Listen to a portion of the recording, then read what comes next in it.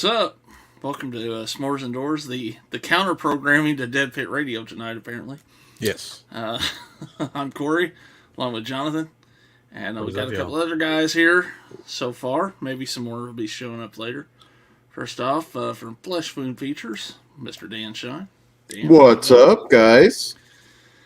Thanks for being on with us. You're welcome. If you're counter programming, you got to sign away one of their top guys now. Yeah, It's got to well, happen. Uncle Bill hasn't watched this movie yet, so maybe we can Yeah. snag him away. Get him. Also with us is the man, the myth, the legend. It's Orc. What's up, Orc? What's up, faggots? How's it going? It's going. So, the topic of the day, obviously, in our little corner of the world, is new Texas Chainsaw Massacre today. Dropping on Netflix. I'm going to let Dan start because I know you've kind of already put your thoughts out there online, but your kind of overall thoughts on the movie. It's not exactly what I want in a Texas Chainsaw Massacre movie. Now, having said that, I mean, it's the original for me, obviously. I mean, I don't think they've ever come close to that. But if you watch the series, each movie is like kind of pretty different, and 2 was a very sharp turn from what 1 was. And so I don't know how to put it. I'm okay with this one.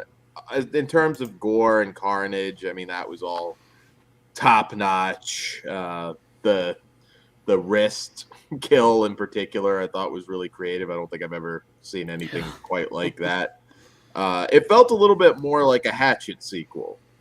And I've said that about a couple movies recently. And that's not necessarily a bad thing. Right. It just felt more like that than a Texas Chainsaw to me. So, there were aspects that I liked quite a bit. It was kind of the Texas Chainsaw Massacre Western, which, yeah. Yeah, I should say anybody watching we will be kind of spoiling stuff, so just a fair warning there up front. Okay, yeah. I won't. How about you, Orc? What were your thoughts? Yeah, I enjoyed it. I wasn't like completely blown away by it like a lot of people were. People are saying it's going to be a lot of like camps divided type of film where you're either going to love it or hate it. I'm like right there in the middle, leaning more towards the positive side. Mm-hmm. Like I don't know, the kills were really good. There weren't stupid ass jump scares like a shitty like James Wan movie that that makes me not want to watch it. So I enjoyed that a lot. It had just enough woke stupid shit, politically correct, that it made it tolerable, but then there were a lot of payoffs that made it worth it in the end. Right. If that makes sense. Yeah. I'd put it. It's hard, but there's 9 films. I don't really even count Leatherface, the one that came before this, and I completely forgot about it when I was trying to do my rankings. But I placed this in like probably the top half of the films, but near the end. Yeah. Cool. Let me give a little shout out to Dying Breed, Mikey, out there. Well, he posted that like 3 hours ago, but Ben Grimm, though, I just saw pop in a Daily Ghost. Thanks you guys for coming in. My I guess overall thoughts is that I was never bored through this thing, and I thought it was a fun ride through the whole thing. Obviously, a short movie, which I kind of appreciate these days when we're in the era of like the 2.5 hour movies. Even I think Halloween Kills was 2 hours, wasn't it? So Yeah. Yeah, Halloween Kills was long for sure. This didn't I did appreciate that. If there's not enough story to justify 2+ hours, don't do it. Right. But you mentioned the kind of woke culture stuff in it. I feel like those people got their comeuppance, for being so woke too, which I appreciated.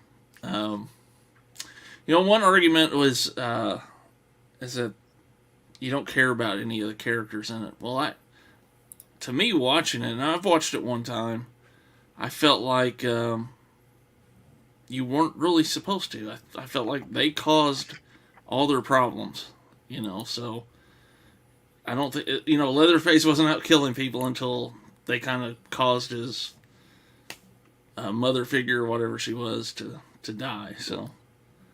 Go ahead, Dan. Oh no, I was gonna say on the mother figure front that's kind of interesting. Like, that's a rough one to take in. I'd like to have seen how that goes. Just like covered in blood, hauling around a chainsaw. I'd like to see how that worked. Like, you look like you need a home. I want to see Leatherface just like playing basketball with these other orphans. Dunking on kids. Yeah. Man, again, shit talking him would be dangerous, wouldn't it? Yeah. I liked I'll go crack into that wall if you don't shut up. I liked Halloween Kills, and I also like this movie, but this movie being like 45 minutes shorter was definitely a lot nicer. Like, I think without the credits, it's like 72 minutes or something like that. So yeah, I like that part of it a lot. Cool. We'll grab a couple comments here from Ben Grimm and Daily Ghost real quick. Ben says there were elements he didn't really care for, mostly the Sally stuff, but that didn't harm his enjoyment much. And Daily Ghost says his review was he thought it was good and well done, but didn't enjoy it personally. Had elements he liked, and see how others would like him even more. So, well, yeah, one thing I wanted to say about the Sally thing was, obviously everyone's talking about it's the Laurie Strode type of character. But the thing I liked about it was that, I kind of felt like you expected her to be the hero in the end to help save the girls, and she just got killed, basically. So it was like they just kind of, threw you a curveball with the whole Laurie Strode thing with her. So in great fashion, I may add. Holy shit! I was like, damn, that's pretty good. Just gorilla pressed her with the chainsaw. Yeah. I thought that actress did a good job. She's starting to pop up in a lot of stuff since Mandy. I had no issues with that. I did enjoy, and the guys on Flesh Wound pointed it out, that first like face to face where she's talking to Leatherface, and he's just like, basically like, yeah, I don't remember you. Yeah. Like, that didn't mean anything to me. I put together a lot of puzzles during my time. Yeah. I don't know who this old woman is. I'm focused on killing the teenagers over there. Yeah. But yeah, it was a fun watch for me. I know Darren. I saw his review on Facebook, and he didn't like it at all. Which, like I've always said, film is art and it's subjective, and is what it is. So, but anything else you guys wanted to add in terms of this? I mean, I won't give away my rankings because we're still doing our ranking show, but I will say I don't think it's the worst. And I understand why people like this with Halloween Kills, and I've talked a lot about that. Like, I don't even get why somebody likes Halloween Kills, and I know some of you guys out there do, and to each their own. I don't know that this one really felt. I don't know. It didn't feel like this was quite the same Leatherface. There were a lot of little things. I don't want to be like too nitpicky about it. It didn't have that feeling of isolation and raw terror that the first had, and I'd like to see the franchise get back to that. I mean, there were always people around. I understand they wanted the big body count, so we got the bus people out there, but right. Yeah, I don't know. Taking it as it's like I said. I mean, there's multiple kills that are highlight reel level. In fact, having rewatched all of them just recently, I think this has like got 5 times the bloodshed of any Texas Chainsaw Massacre. Yeah. Yeah, I don't think it's even close. Even the 2003 and the beginning, they had some gory bits, but not the volume that this one had. So, Right. yeah, if you're looking for a big body count, hey, it delivers. Yeah, That's I would. like I would Good. suggest for anybody who hasn't watched it, go watch it. I mean, it's an easy watch. So at least watch it. Get your own thoughts on it. So. Did you guys care about those characters at all, though? Like, I could care less about any one of them. I like the guy who was supposed to be like the Republican asshole. I liked him the most. Yeah. Yeah, I don't know. I guess I just didn't. I didn't have any connection to anybody here, which kind of blunted it a little bit. I get it, like you want to see them dead. Maybe they should have turned up their douchiness a little bit. Like Maybe, yeah. Like the lead girl, I wasn't necessarily douchey. Oh my god, any of you that loved it, how lower would your score have gone had the ending have been just her murking Leatherface? I would have given. I give it a 3 out of 5. I would have given it probably like a 2 out of 5. Yeah, I suspect some's ratings would have gone way I thought down. that was the ending. I was like, no, please, no, no, no, no, no. It's like, damn it, Leatherface is a bitch now. That would have sucked so bad. There was a lot of a thing that stood out to me too was there was a lot of cool kind of stuck in a spot kind of spots in the film. Like you had the closet, you had underneath the bed, you had in the crawl space, you had in the end of the bus where they're trying to get through the window at the top of the bus. So I thought all those scenes were pretty well done. Even though the chainsaw being in the wall is kind of weird, but it's a slasher. What do you want? I guess the chainsaw was in the wall because, like, when she said to stay out of her room earlier, She took I guess it away from him. yeah. Just I suspect there might have been a couple incidents with orphans before she got them in line. Why is Johnny's arm sitting on the floor? Well, don't put those thoughts out there too public, because we might get a prequel. His time coming to the orphanage. So. It's Leatherface walking around with like some girls like pigtails stitched to his head. The way this movie was trending, though, I think we'll get something though that'll hit Netflix, or theaters or something. I don't know if Netflix would do that necessarily. I'm hoping we get a Blu-ray, but for the most part, we don't with Netflix stuff. I mean, hell, that Bright movie with Will Smith, it's like $100 million movie. There was no Blu-ray of that, so I don't necessarily know that they will with this or not. Well, I can tell you, I'm working on my own, so. There you go. Yeah, I know some others doing the same thing. But yeah, I suggest if you haven't seen it, check it out. It may surprise you. You never know, or you may hate it. So, and if so, I'm sorry I suggested it. Is Hey Leatherfuck the new Do Your Thing? Cuz could be. Just trying to think if there's anything else that stuck out to me. I don't know. Can't think of anything right now, but maybe something will pop up. Anyway, what else have you guys been up to? I know Dan. You talked about your ranking. When is that coming out? To be announced. It might be bumped today. I'm not sure, but it'll be in the next week. Cool. Hopefully sooner rather than later. But do you think the show's going to be live or not? That's what's up in the air. Just seeing Kruger's got some family stuff that he's got to take care of, and we'll kind of see. Other than that, I'm gonna get up tomorrow and watch the Elimination Chamber from Saudi Arabia. Oh, it's tomorrow? Hey, Yes. Hey, Jamie. So Saturday at what time? At noon Eastern time.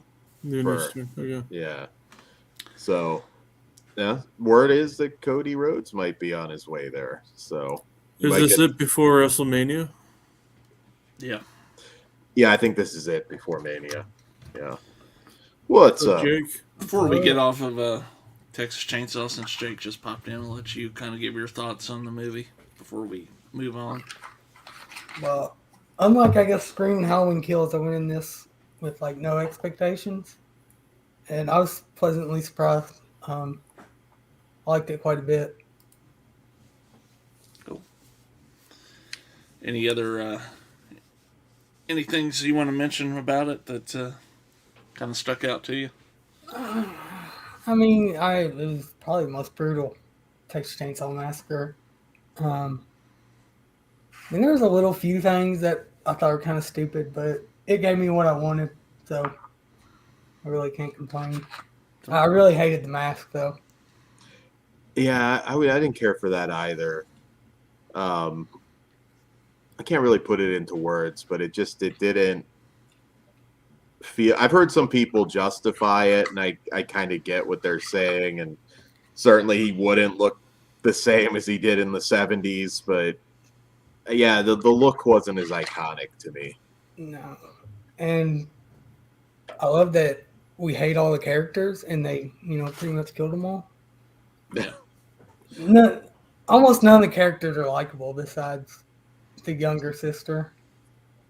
I can't say enough how much I mentioned it a few minutes ago. I love the fact that he pretty much with ease killed Sally. Yes. And I saw someone online saying that was predictable. I thought that, to me, that wasn't predictable at all. No. I literally expected her to be like the savior to those girls. Yeah. In the end, so she gets there and she's like, "Wait here." I'm using you as bait. They did Halloween 2018 better than Halloween 2018 did Halloween 2018. With that, I think. Yeah. And Mick Garris made the cameo of Sally, so that's pretty cool. I heard, I think it was Wes on Dead Pit saying it was Mick Garris dressed like Kevin Bacon from Tremors. I still gotta watch that. I haven't seen what they thought about it yet. Oh, well. Just go with the fact that you're Team Pizzow, not Team Dead Pit. So. That's a spoiler for you. But. Most of our community seems to be in the liked it camp so far. Yeah. There's a did. Yeah. And, I'm kind of like that in the middle, but yeah. I think everybody, since 74s, nothing's ever came close. Nothing's ever going to come close, and people just need to realize that. I mean, it's been, 6, 7 movies? I mean, we're getting what we're getting. So, and at least this one, I mean, at least they brought it for the violence and stuff. I think I need Texas Chainsaw Massacre to really be a period piece now, not take place in the current day. There's just something about like the cell phones and the too many people being around when it would have been a lot more tense if it was just like empty. This one wasn't scary. I completely understand why people like it. And that last scene, I mean, I'm not gonna lie, even I was just because I was like, I was so mad. I was like, that is what takes Leatherface out. That's how it ends, or at least this version of it ends, because the timelines are all over the place. But yeah, when he just yanked and just ripped the head off or cut the head off, yeah, that was pretty cool. Having said that, I do not want to see that other girl headline the next movie if there's a sequel to this. Kill her in the opening scene if you want, but They also did. I mean, it was right at like what 74 minutes. Mhm. I mean, that's what I want. I don't need a 2 hour fucking Yeah. slasher movie. Yeah. Halloween. Ben makes a good point. You know, Toby Hooper couldn't even make one close to the 74. That is like such a lightning in a bottle Yeah. moment in filmmaking that. Yeah. And I think he knew that going into part 2. Yeah. So that's why we got what we got. Mm-hmm. I'm looking forward to showing off my Texas Chainsaw Massacre memorabilia because for me, Texas Chainsaw Massacre is above Halloween, the original. Like I love Texas Chainsaw Massacre, so and it's weird because like when I first saw the second film, I didn't like it. I've told this story before. Like as a kid, I didn't understand because I was like, why is this so different? And I grew to love that later, but yeah, it's a weird series. And again, you figure 1974, and then you have that jump to 86. Horror movies changed so much in that time frame. I mean, it missed the golden era slasher boom. You know, and I was over by 86. So yeah, you got a very unusual second film. I would have been really curious if they had gotten something made, you know, a few years later, or even 5-6 years later, and seeing what it might have looked like. But I still think it's one of those for like I don't know where you go with the sequel, other than something like than doing the same thing that you did in the first one. Because there's only so much in a small area like that you can do. Yeah, what I would do, and I don't know that it would be a risk. I don't think I'd focus on Leatherface. I would maybe do a grandpa prequel, or I mean, obviously everybody wants that Chop Top movie. Something like that, I think would be good for the franchise. Just leave Leatherface off to the side for a little bit and focus on one of these others. What if you know, you see Leatherface going to the house in the scene after the credits? What if old Chop Top's living in the house? That would be cool. Yeah, like I said, the timelines are all over the place, so Yeah. why not? you could rewrite it kind of with that. It's funny because Leatherface, the not 3, but the last one before this, there were some good ideas there. Like it wasn't executed perfectly, but like there were some good ideas. I'd like to see some of that family explored a little bit more. And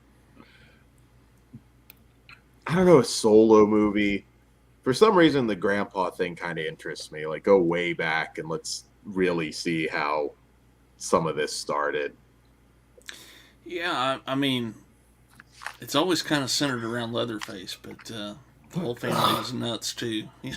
So I get that Leatherface is like the marquee character, but yeah. Anyway, I'm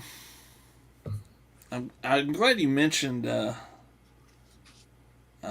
Elimination Chamber and Cody Rhodes because I'm curious how you think or who you think he might be facing if he has a WrestleMania match. Anybody? I think the worst case scenario, well, it's not that it's the worst case scenario, but it's what I see WWE doing. It's like Cody and Brandy against Miz and Maurice sort of thing. Yeah. Which is like, all right, this is perfectly fine, but whatever, you know. I think being that they got him, there's no obvious WWE title match right now. Like you could go multiple different ways with that spot. So honestly, I say rather than doing title for title, which is totally unnecessary for Brock Roman. That's what's going to happen, though. Unfortunately, I'm afraid. That's what it sounds like. But I would have Lashley retain and have Cody get in there and do a match with Lashley.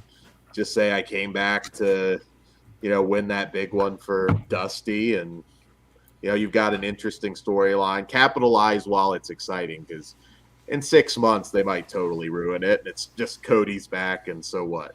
Yeah. So he's back in the Stardust gimmick.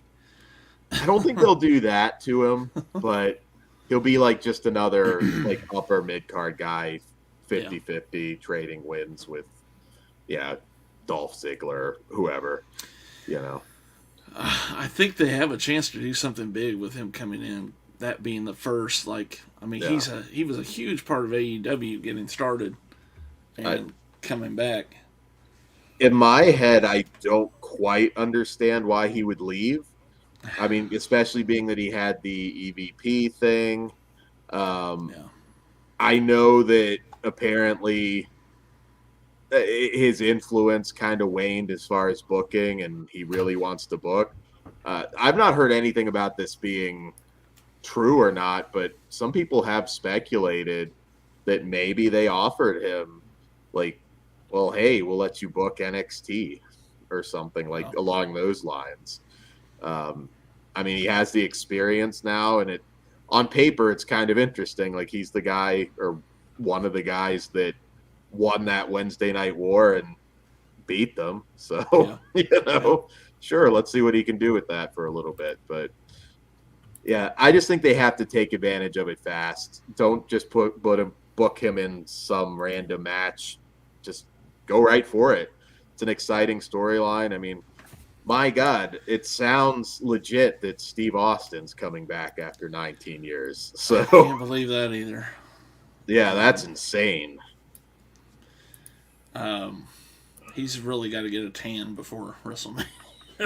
Yeah. I've seen him on that. I've heard rumors that Cody might be. I mean, one possible match would be Seth Rollins. Which would be kind of interesting because Seth Rollins was kind of the big WWE defender when it came to all the talk. So there's some interesting stuff for him.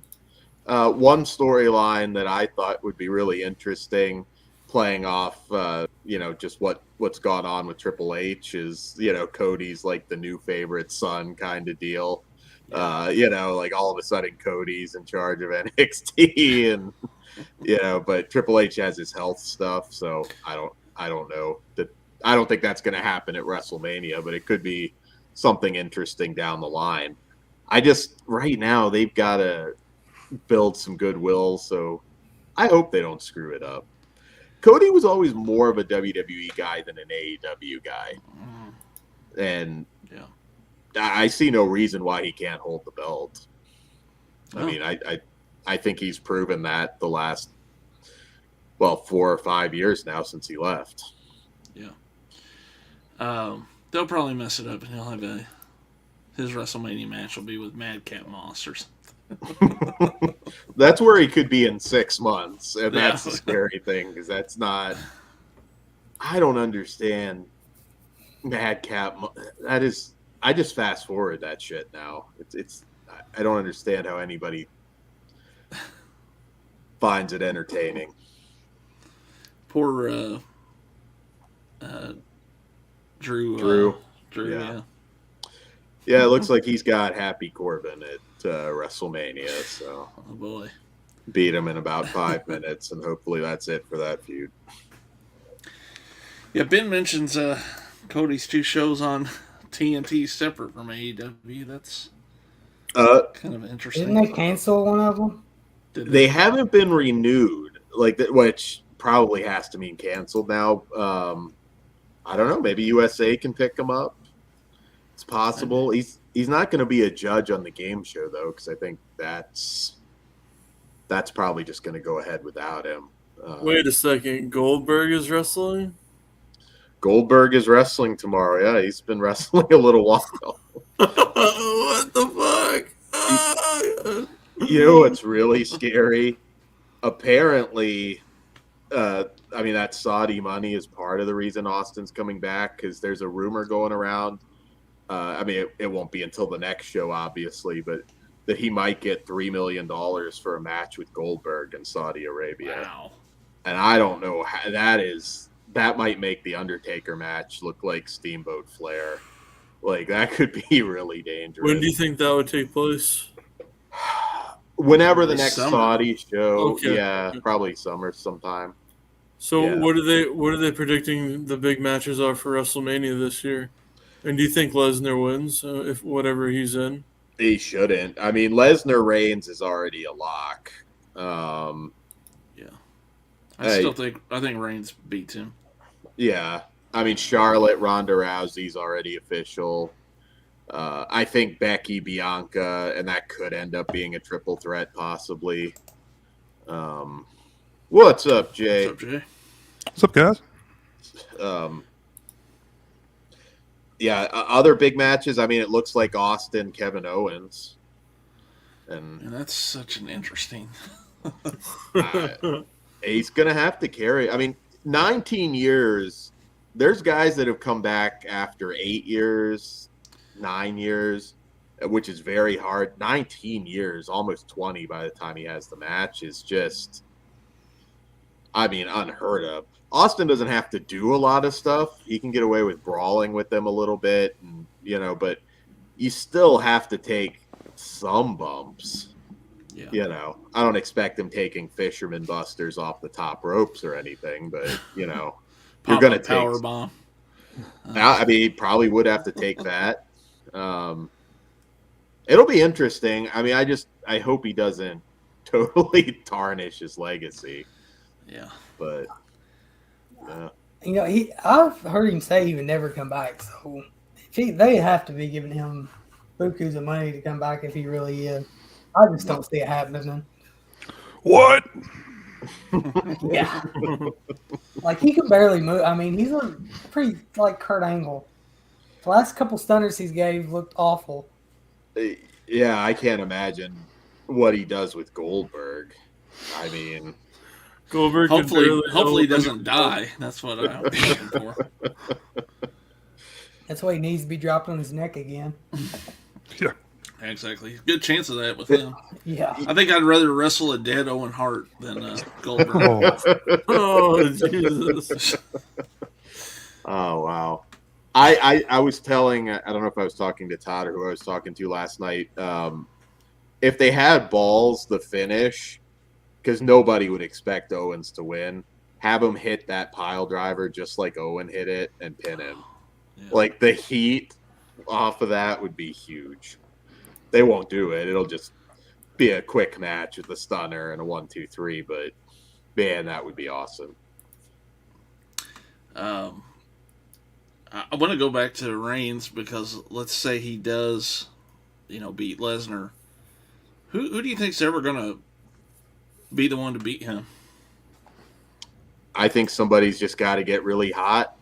There's not a clear answer right now. I mean, what's up, Christian? Hey. What's up, bros? What's up, man? Talking wrestling. Yeah, maybe Cody. I mean, maybe if they can get him hot enough. But there really isn't anybody right now that I said that I think should get the 3 count on him anytime soon. Certainly not Lesnar. But it'll be interesting. I mean, Austin coming back, Cody's in WWE. I mean, it does sort of feel like shit is actually happening in wrestling again. It does. Well, it shows you how desperate they are, Yeah. Hey, $3 million for one match. I mean, goddamn. I mean, I can't blame him. I mean, Austin's 57, I believe. There's only so much time left that you can make that happen.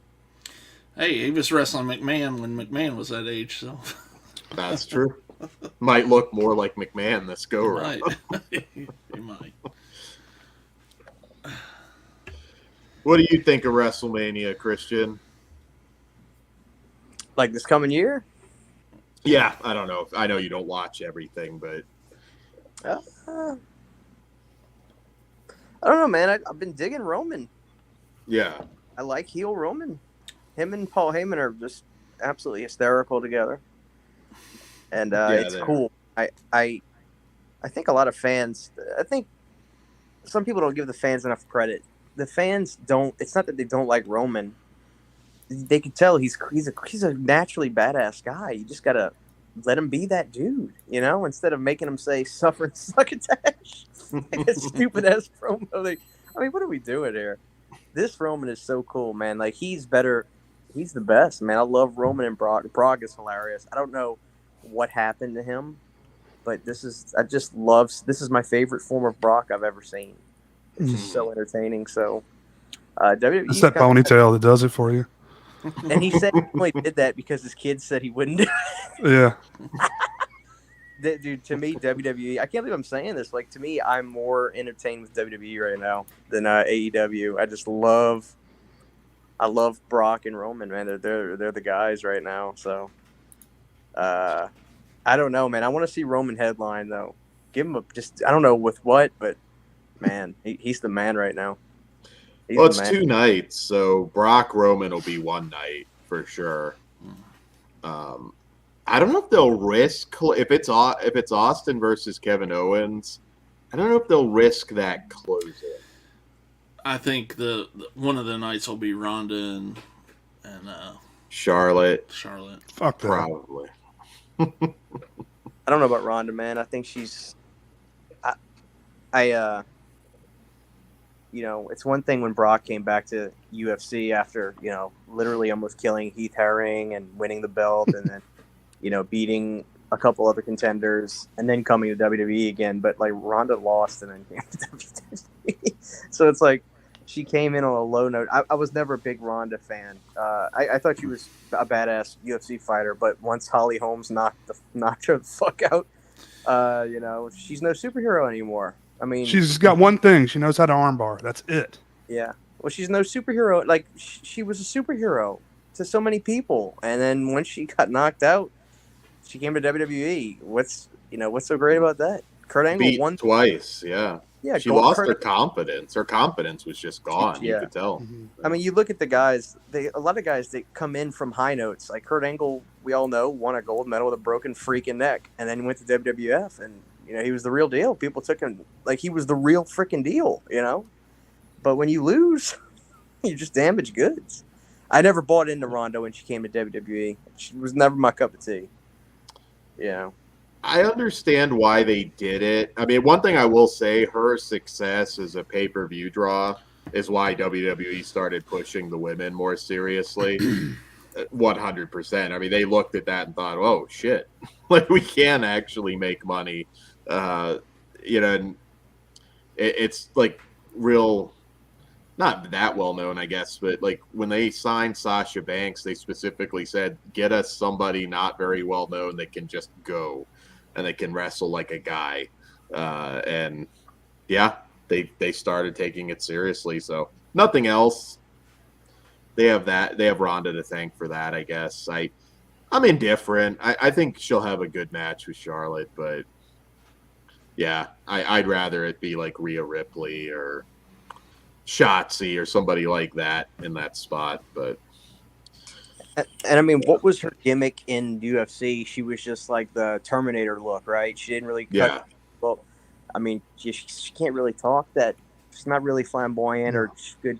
Like, could you imagine if like a Conor McGregor went to WWE just talking that trash like he did, man? That'd be so funny, But she can't really say much. But the Terminator gimmicks, it doesn't work when it just doesn't work there. I don't know.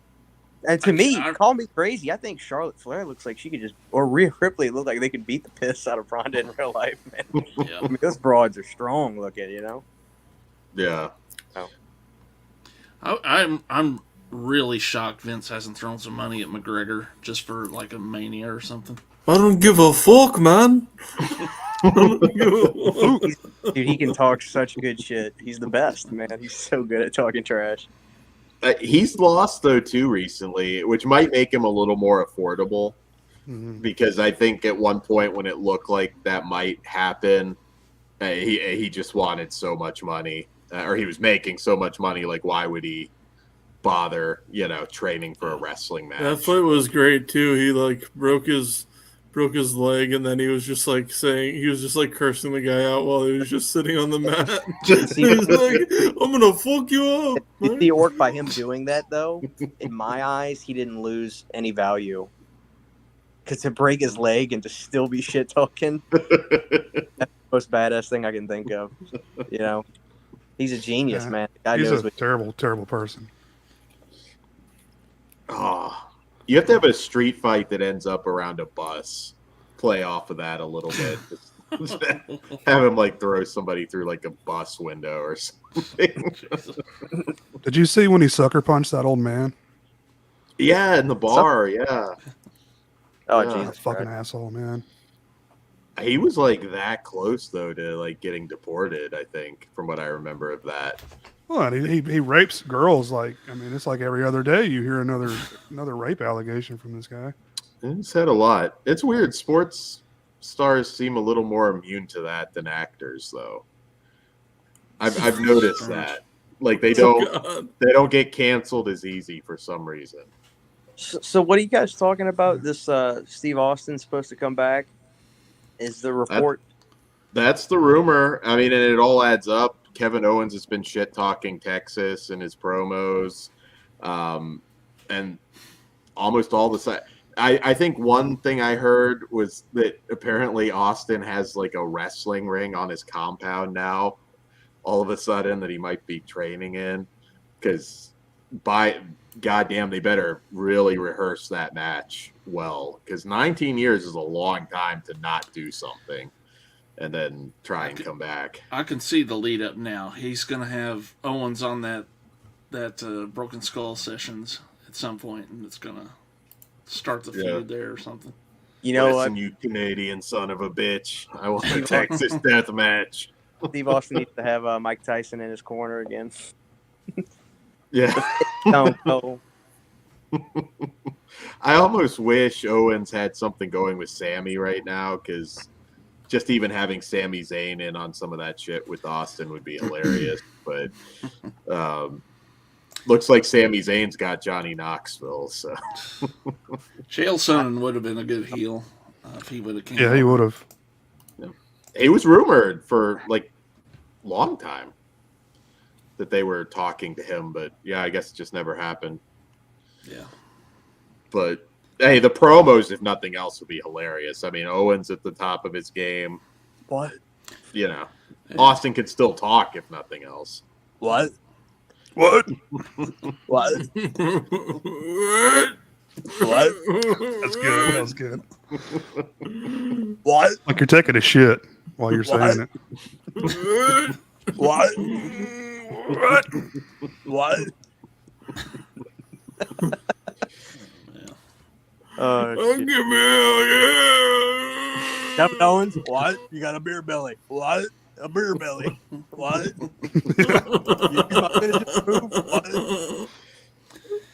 You come to the ring, Well, what? Jay- With a belly, what?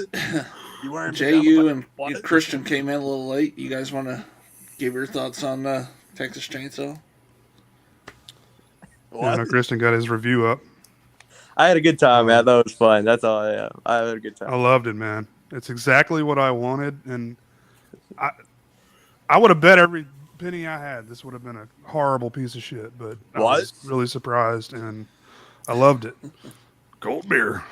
What? I think they might have cut a few things with the runtime and everything. I wonder, like I said, that first 5 or 10 minutes, I was like, oh, okay, I think I might see why the test audiences. Yeah. And I wonder if they just cut some of that out, and you know, there's What's the body count in this thing? Like 50 people? God, I love it. Oh, that's a huge Just that body one count. scene. Yeah. Stone Cold Steve Owen.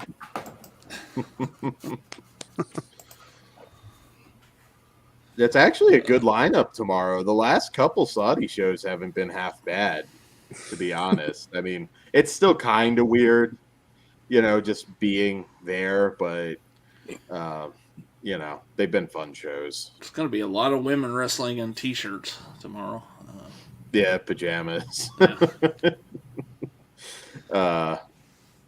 Yeah, I hadn't thought about that. That doesn't seem like something Rhonda would be too thrilled about. Not that she shows a lot of skin or anything, but you know. She likes money. So.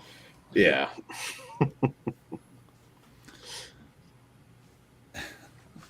Everybody checked out the Brock interview on Pat McAfee, didn't you? That was pretty great.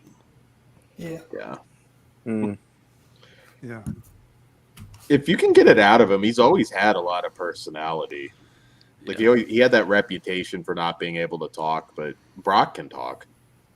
Yeah, he's badass. Yeah, I like that you just like tore their setup and like threw the microphone across the room and headphones. I can't wait till his daughter ends up in WWE.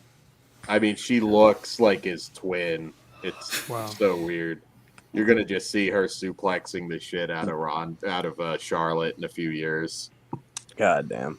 Does she have like giant traps that come up to like her ears? You should Google her. Like, I thought it was a fake picture. I'm like, they just thought it was funny to put Brock's face on some girl. See if I can pull it up here. Yeah, I want to see it.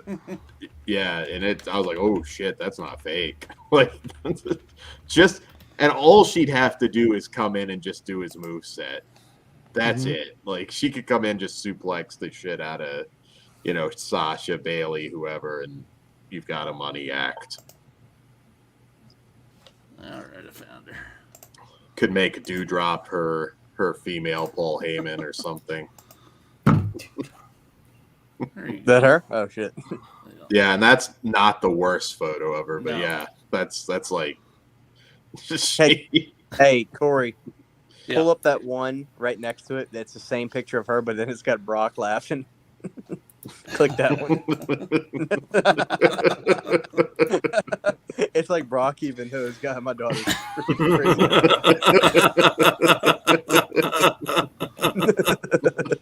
What?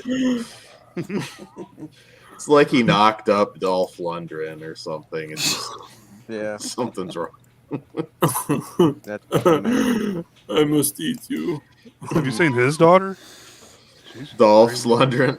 She's hot as fuck. Oh my god. Van Damme's daughter too. Oh yeah.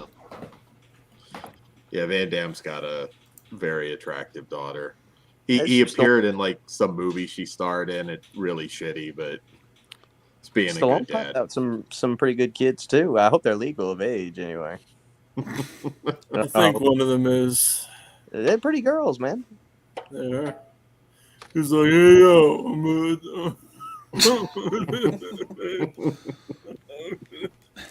Dad, you need to stop injecting the horse tranquilizers. All right, so how much money did Vince offer Cody?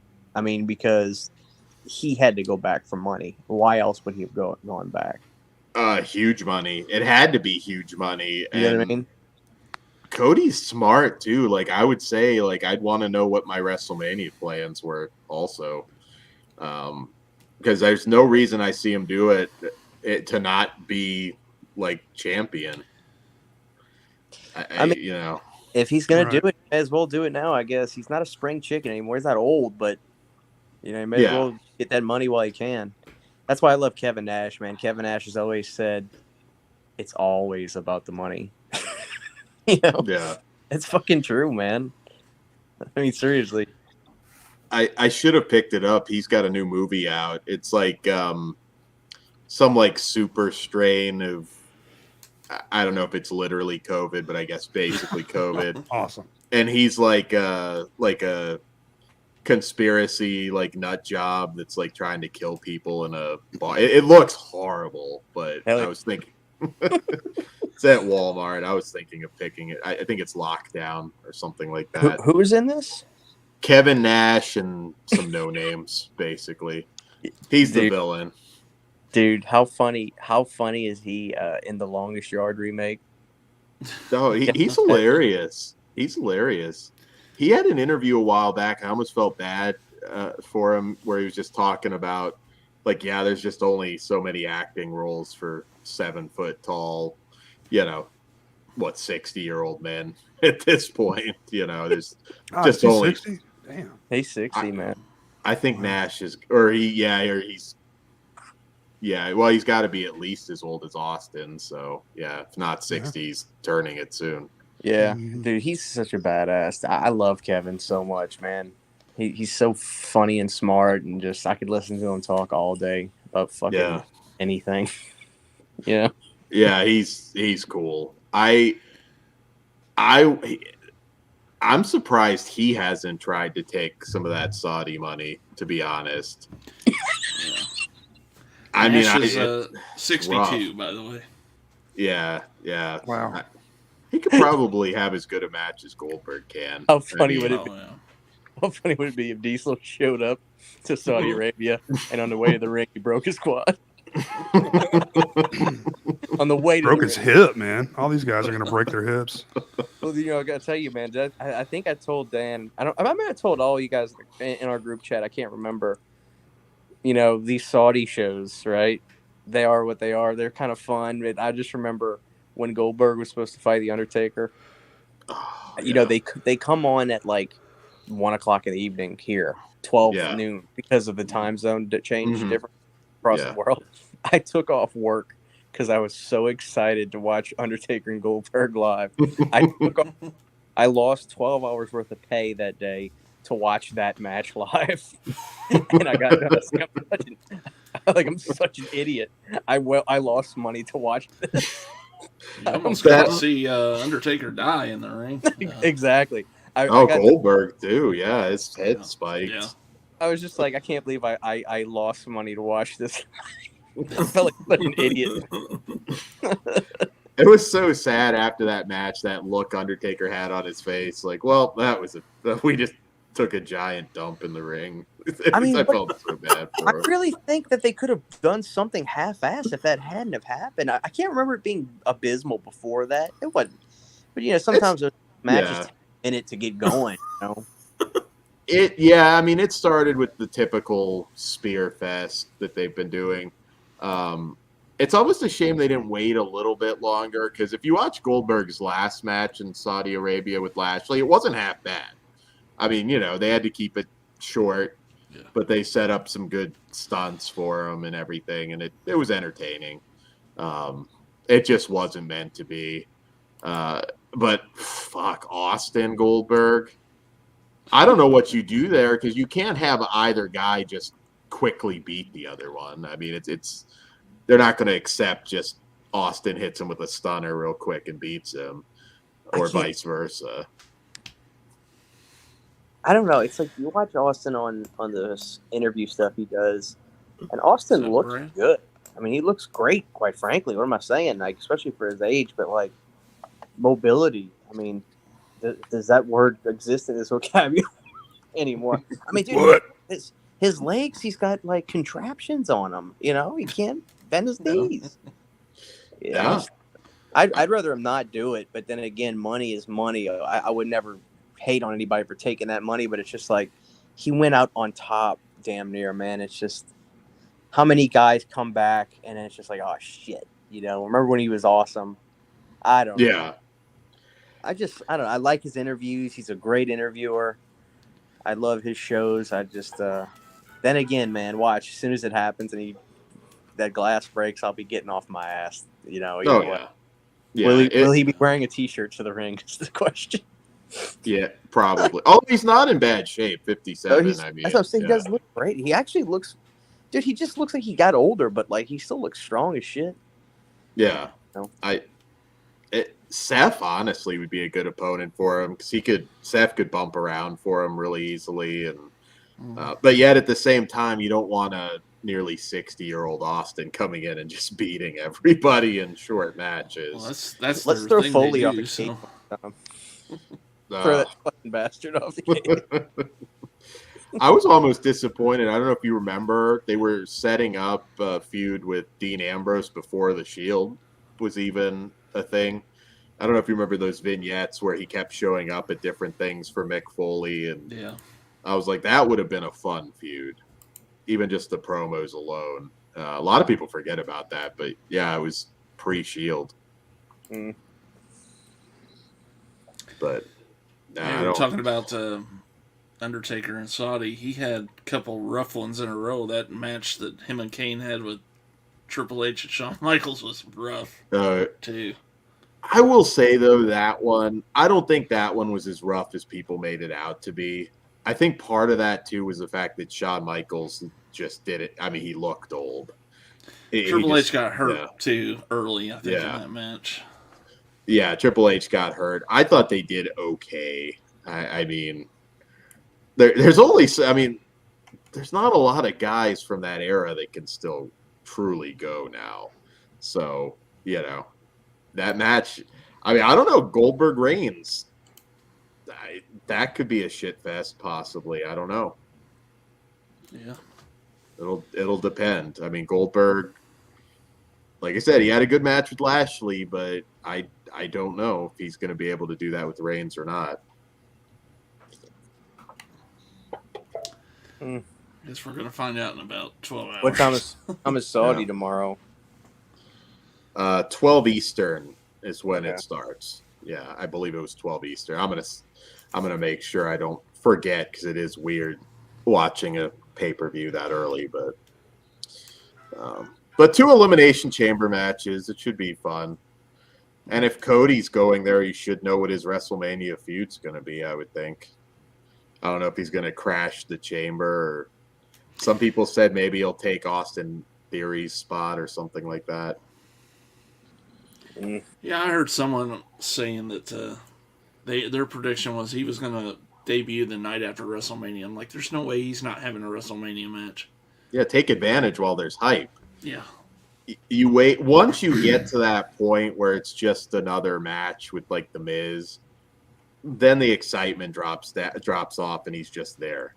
Yeah. I think they go all in, do it immediately going into WrestleMania. It's your biggest show. You know, I think if you're gonna have him drop the belt again, there's no reason to do it in the Chamber. Just have him be that guy. You know, Cody going to do it for Dusty. You know, you don't have a ton of time to build to it, but you know, you've still got I don't know what, 45 days, 50 days. You know, a couple great promos, people are hyped. That's what I would do. Night, Is Jamie. anybody listening America the Beautiful tomorrow at the beginning of the show? Oh, it was surreal when Hogan came out to Real American in Saudi Arabia. That was just When weird. it comes crashing down, It hurts inside. you gotta take a stand against the Middle East. That's why they How made him did sit on that Take plane my oil forever. drum. Well, let me tell you something, Ragged. Hogan wants a match. Hogan knows what they're getting for these Saudi shows, but I don't know if he can get cleared. I mean, Hogan versus the Great Khali. Is there Brother, I'll take on the Iron Sheik right now. Is there a clip of him coming out to that? What if That's Hogan gotta completely be- ripped Yeah, off? you should. Like, what if Hogan had a match and then completely ripped off the script at the end of Rocky IV? You know, brothers, if you can change, brothers, I can change. We all can change. I mean, Hogan's what, 70 now? I think he turned 70, so. Oh, Dude, what if God. Tiger Ali Singh shows up? So, it's Dude, got to be. Could you somebody imagine the from- pop? Could you imagine the pop Tiger Ali Singh? I could The just. crowd would erupt. They probably do something like Omos, like okay, body slam, leg drop sort of deal, and let's just go home. But I could see Hogan's hip going out, like trying to get him up, Oh or god. something Hey, wait a like really horrible. What was that? What was that big dude? Jinder Mahal? Was that his name? Jinder Mahal, Jinder Mahal? Did he ever do one of the Saudi shows? not in any kind of a big match. No. Did they pop for him though? Is he a native? Well, from him? he's Indian, so no, they wouldn't pop. Hard to tell sometimes. Yeah. I don't think they like Indians, so. No. No. Well, What shit, Sami Zayn's not allowed at the show because he's of Yeah. Syrian descent. So there's Oh like wow. blatant he's racism You know he's there. backstage. Oh no, I don't think I'm like risking being backstage. I don't think Who was the Kevin wrestler- Owens goes either because of Sami Zayn, does he? Kevin Owens refuses to go. He's not booked. Who's the other one? Daniel Bryan, when he was there, wouldn't go. Although he did at the first one, which was kind of weird. But for the most part, they all go. Ginger Mahal. Put him in a camel clutch and fuck his ass. Let's really bring back some memories and have Hogan have a match with Muhammad Hassan.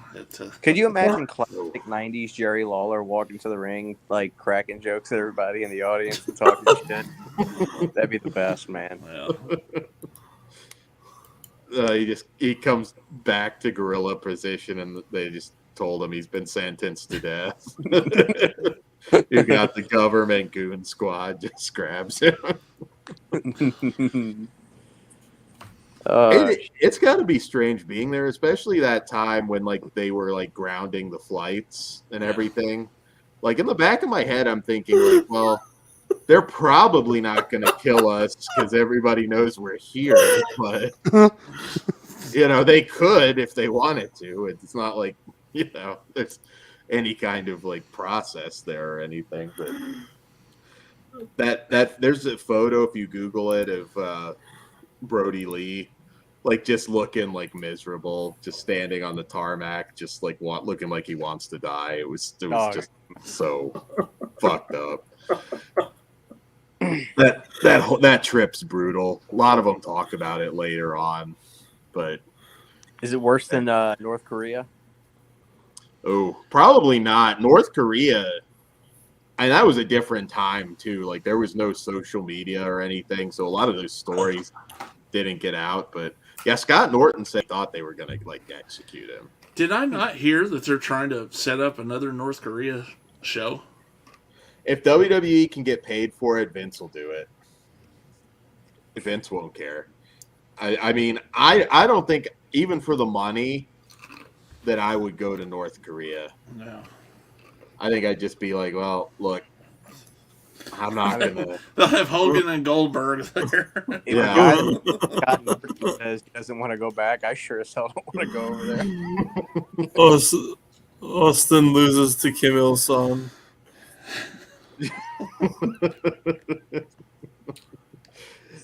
You'd lay down for Kim Jong-il. It'd just be a big.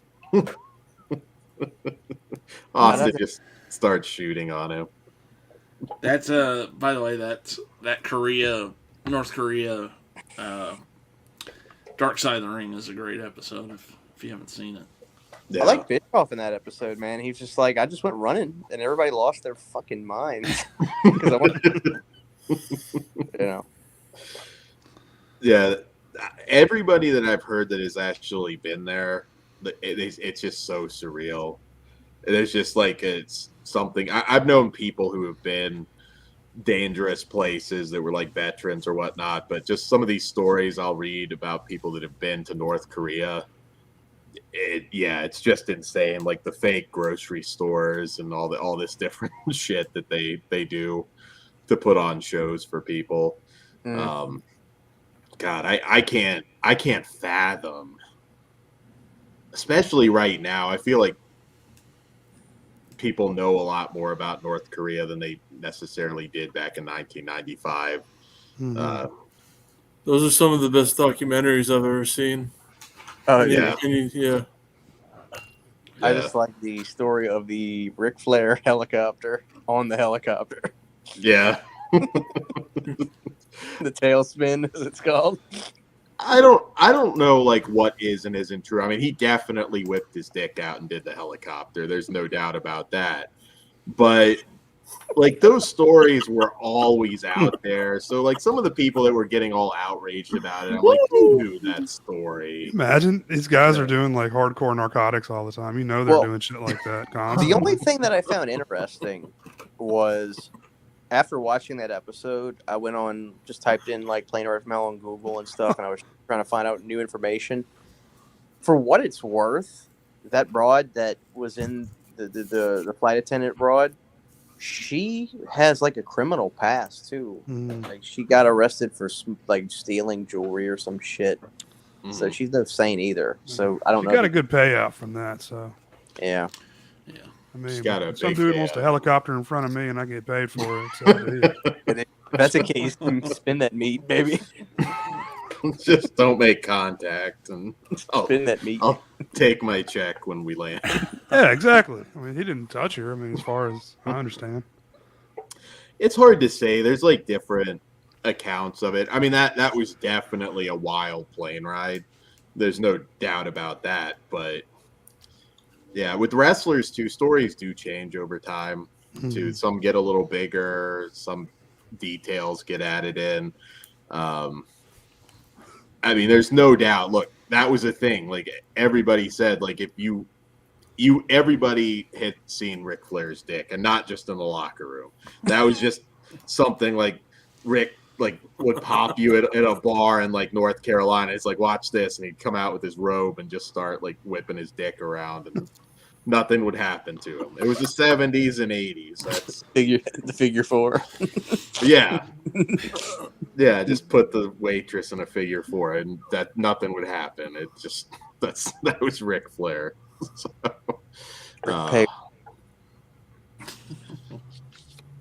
yeah. He's single again, so probably busting out the helicopter. Fifth time, sixth time? I think he'll be going into his sixth, I believe. Jeez. But sixth time. Getting married, dude. Sixth time. Sixth time married Just man. raw dog these ladies and move on. My younger brother was on his third before he was 30, so like some people are just kind of repeat the patterns, but yeah, I don't know. I'd like to see Rick back though again at some point somewhere. Him and Jay Lee will have to have a woo off again so bad. I don't know if AEW can do it though, because they're more. Again, it's totally hypocritical because Tony Khan knew all this shit. He's a super wrestling fan. He knew all these stories, so I don't know why you wouldn't bring him in, but yeah, shit. Ric Flair would be wrestling right now. Mm-hmm. And he's like, what, 72, 73? But yeah, he would wrestle right now. And I think he's even said it before, like if they would allow him to, even after nearly dying. Twice? Yeah, like 3 times, whatever it's been. I mean, he would still go Lawler's out wrestling every weekend, so. What happened? I saw him cut a promo right after he like fucking got home from the hospital one time. And this was probably a year ago or something. Did Shawn Michaels talk shit about him or something while he was sick or something? Because he cut this promo where he got up. I could find it on YouTube. He's like, Shawn Michaels, you talk about Ric Flair not knowing who's Ric Flair? You don't know you, brother. Like something happened. Like after he healed up. I don't know if Shawn had said something about him in a documentary or something that he pissed him off or something. Or I don't know. This was probably a year ago I saw this, but. He's been a little sensitive recently. Like he was mad that nobody called him after he announced his divorce, but I don't think anybody was that surprised. Congratulate him. Yeah. Yeah, I mean he's gonna be engaged to a like 22-year-old bombshell in the next 6 months. He's gonna be dating Paige soon. And that would not shock me at all.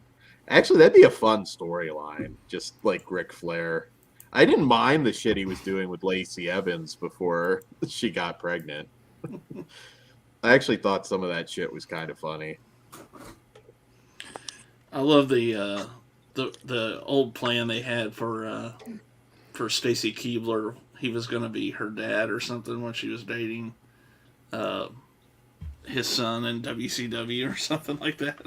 Yeah, Rick was going to like take her away or something crazy. I always felt you heard the story of David Flair and why he finally left wrestling. I don't think I did. When he was down in Mexico, like the the big guy back there, like he woke up and the dude was like busting a nut on his face,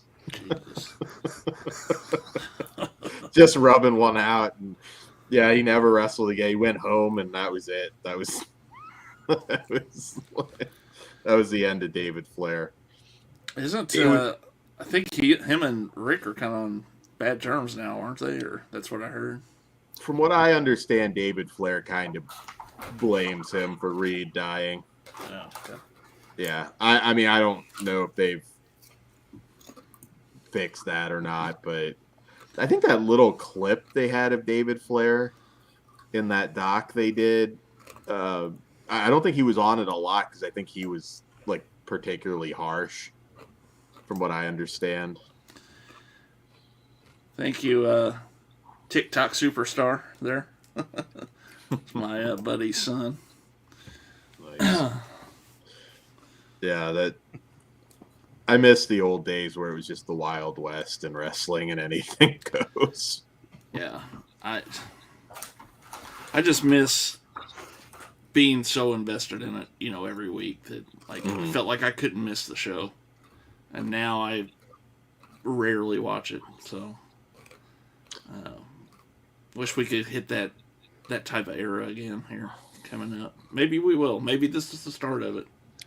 So, if nothing else, and I mean, hey, like I said, 6 months, Cody being in WWE nobody may give a shit. But we are at a point where at least both companies are doing well, and you have that element of anything can happen. Somebody can jump there, they can jump here. Mm-hmm. Maybe that'll generate some excitement, But right now, I enjoy AEW more, to be honest, because you take away the, Austin might be back sort of stuff. Raw is a rough watch. SmackDown even lately has been a rough watch. He's shaking his head no. AEW fucking sucks, okay? Some stuff does, but I it. still prefer it. You're not a fan of anything right now? If it ain't got MJF in it, I don't care.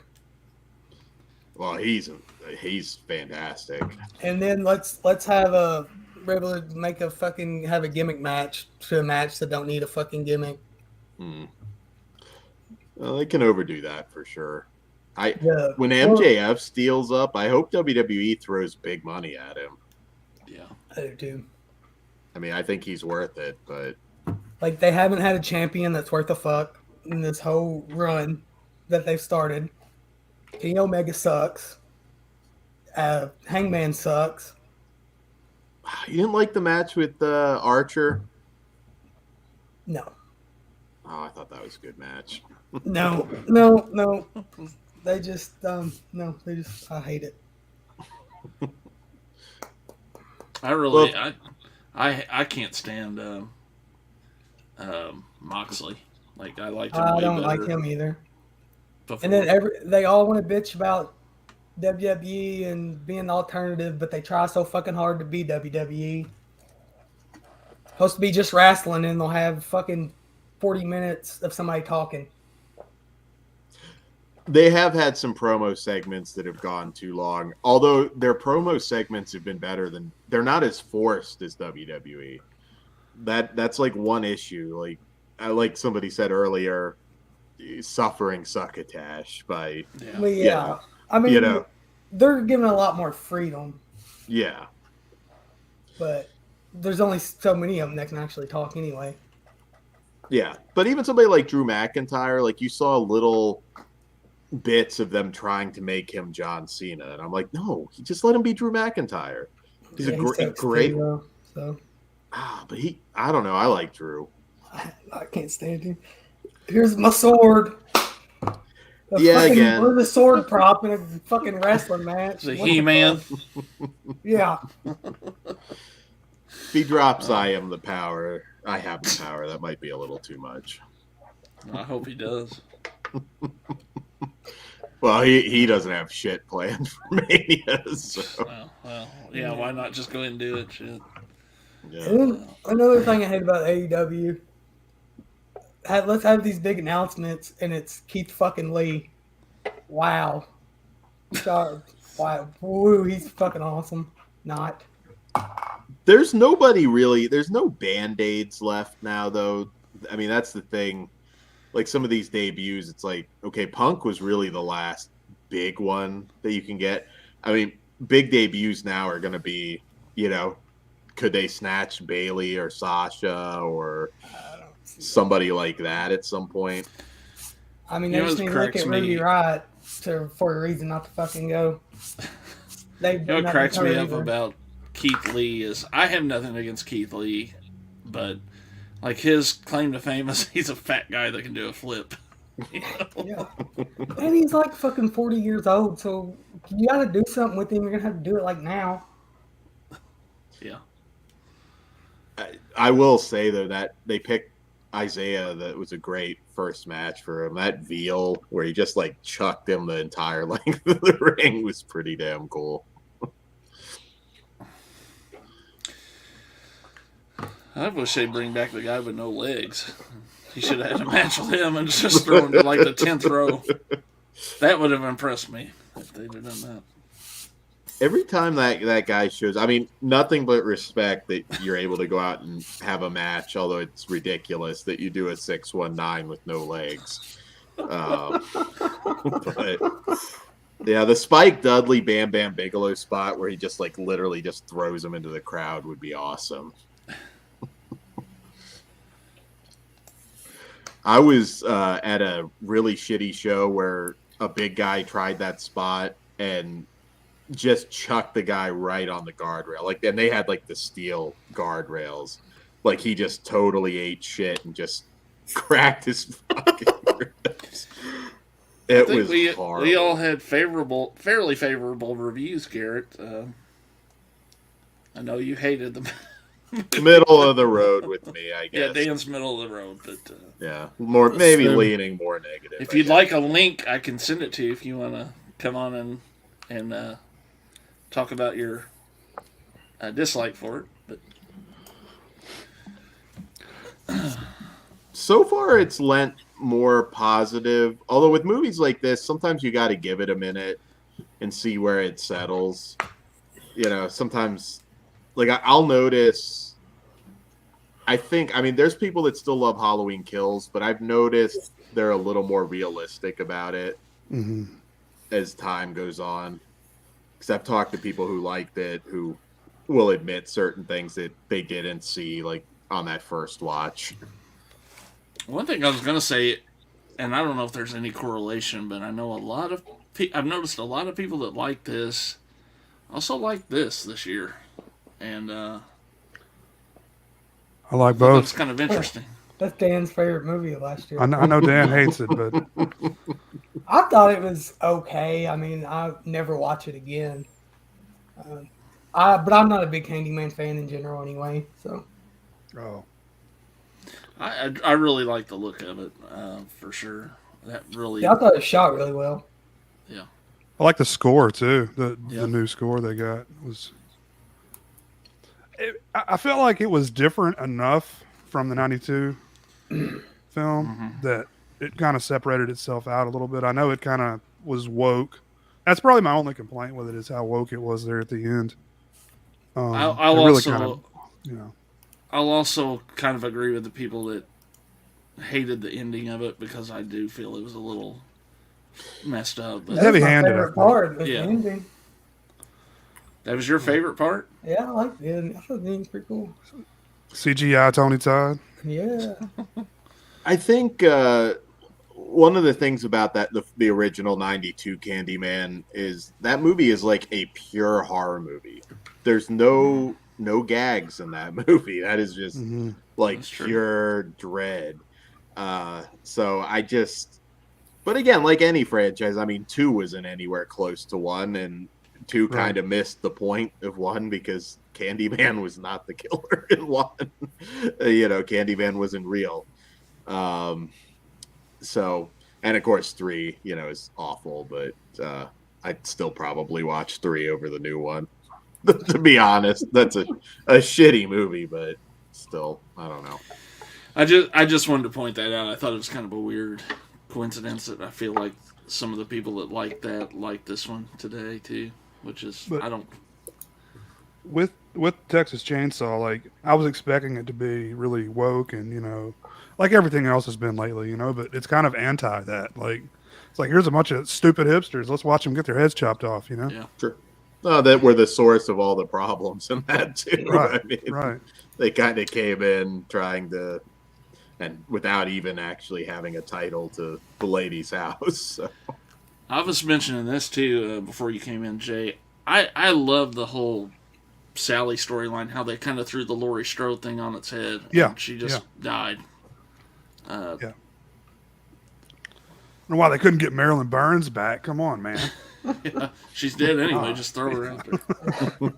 You didn't pay her enough. They didn't want to give her enough money. She's gonna be Lady Nubbins. I kind of thought it was cool when she shows up where the sheriff's van stopped, and then finds like the mother like faceless kind of posed in the cornfield or in the sunflower field.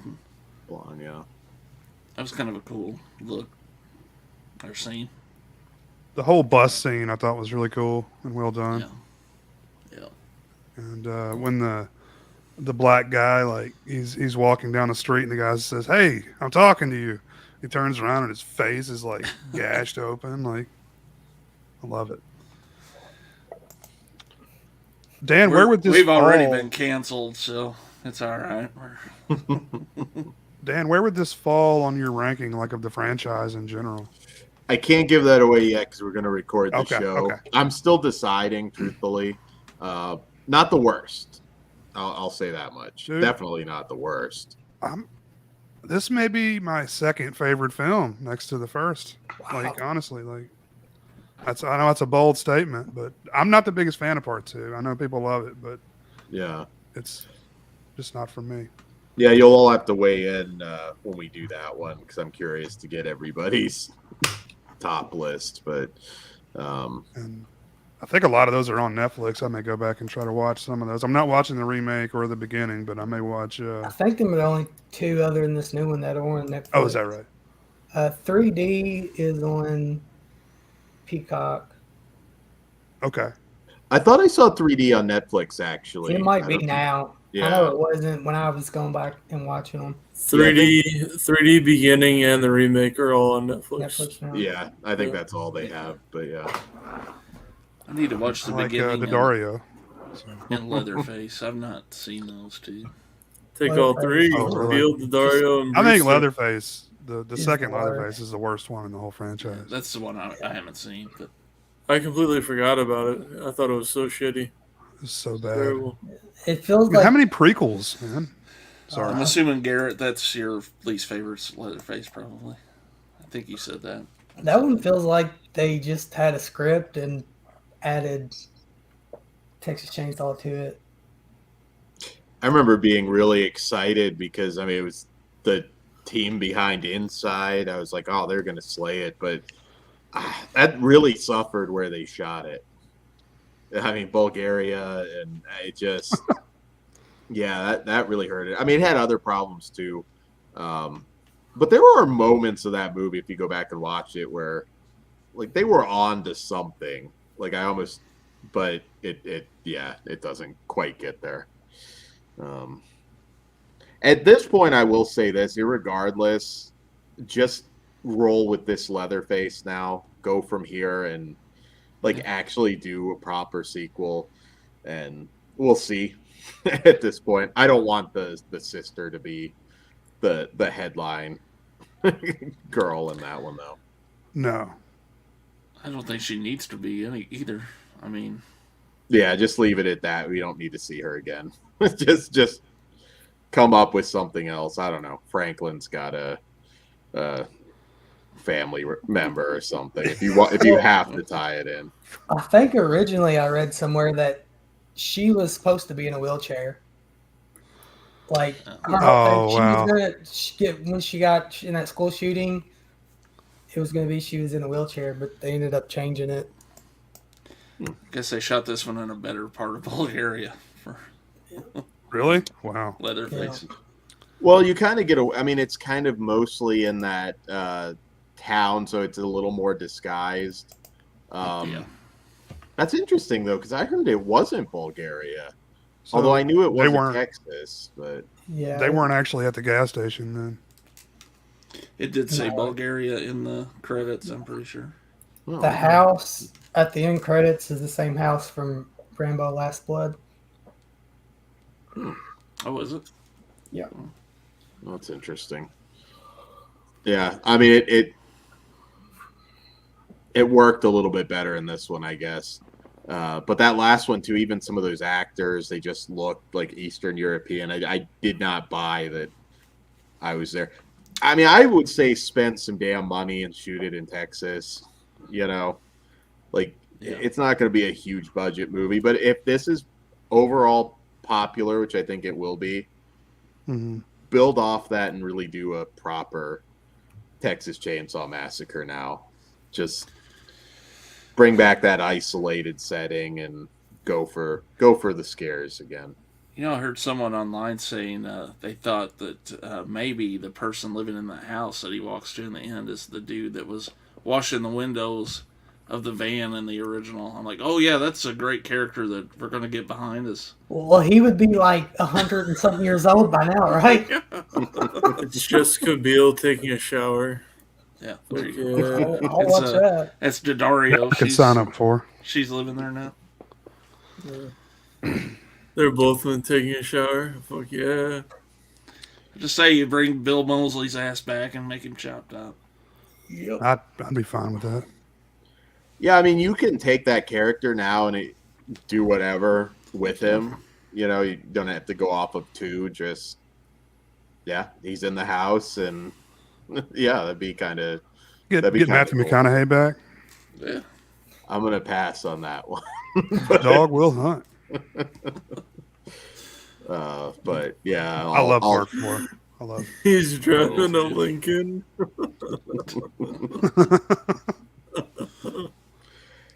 Didn't I think McConaughey and Zellweger, didn't they try and like complain about having their names even on the Blu-ray release? Which I think is hilarious that you're that petty. Like, you're big stars now. Who cares? You remember the DVD that came out years back that had both of them on the cover? Oh yeah. They got sued for that, so they had to change it. Which is so bizarre. I mean, you did the movie. I know McConaughey was really pissed because, you know, there were all those delays and he had become a name. So they were trying to make it like the Matthew McConaughey movie. And I know Zellweger at the very least acknowledged it, like being her first role. And to be fair, he's the best part of the movie, I think. Yeah. He is. And that was shelved for like 3 or 4 years before it ever came out, wasn't it?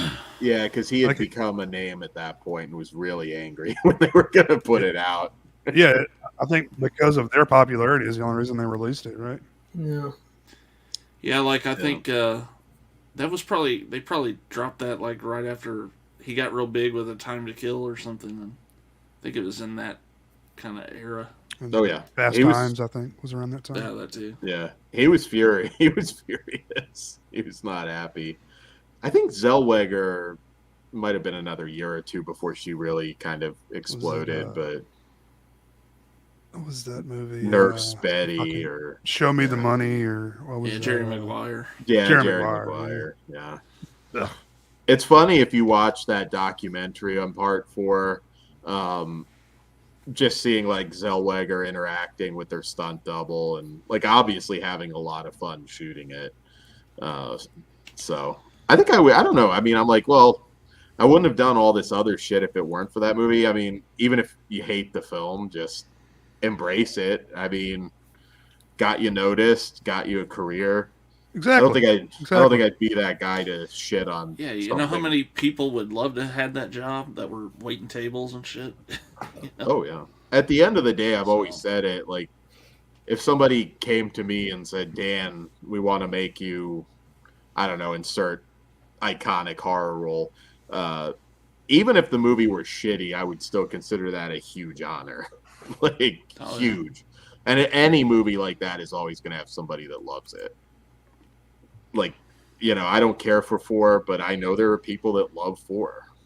So this guy. Yep. That's the thing. So, like, I'd realize that I was a part of something that would mean a lot to people. So sometimes when they come back later and shit on those movies, shit on their own movies, I'm like, don't do that. You know? Why do you care? I mean, you got paid. You know, it's it didn't kill your career for sure. Right. Yeah. Hey, where is that documentary available to watch? Let me see if I have. Is it on the Blu-ray? Yeah.